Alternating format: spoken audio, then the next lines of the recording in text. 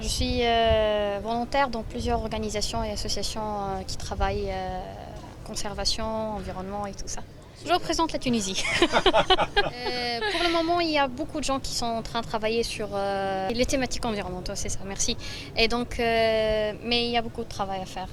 On est, je considère qu'on est un peu loin pour atteindre, pour dire que oui, c'est bien.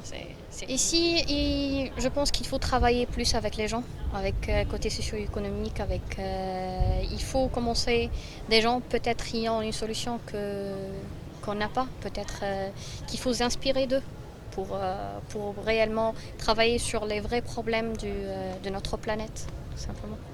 La Tunisie, je pense, c'est l'économie.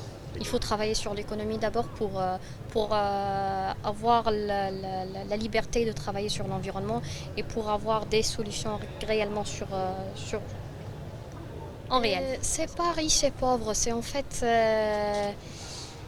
bon, quand on dit économie, on dit de toute façon l'immigration. Donc il y en a plein de gens qui sont en train d'immigrer de la Tunisie et donc c'est principalement à cause de ce problème économique.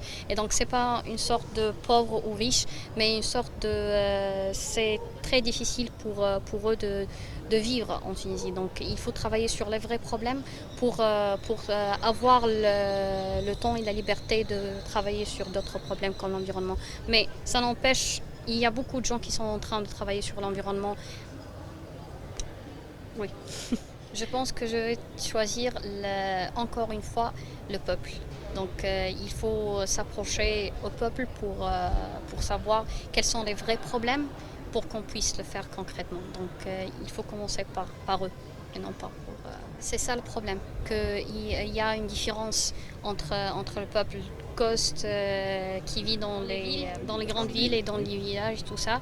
Mais parfois, tu trouves que les villageois, ils ont une certaine awareness, une certaine conscience qui est plus élevée que celui qui vit dans les villes. Et donc, il y a une différence, ça c'est sûr et certain, mais peut-être il y a des habitudes qui sont plus economic friendly que celui qui sont dans les villes. Donc il y a plein de surprises à...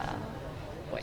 On ne peut pas commencer si on peut pas aller loin si on va aller seul. Donc il faut toujours travailler en groupe pour s'inspirer, pour s'échanger, pour voir les choses d'une différente angle, c'est ça.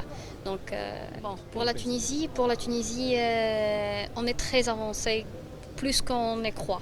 Donc il y a plein de choses à travailler là-dedans, il y a plein de choses qui ne marchent pas, oui c'est vrai, mais il est temps de travailler. Donc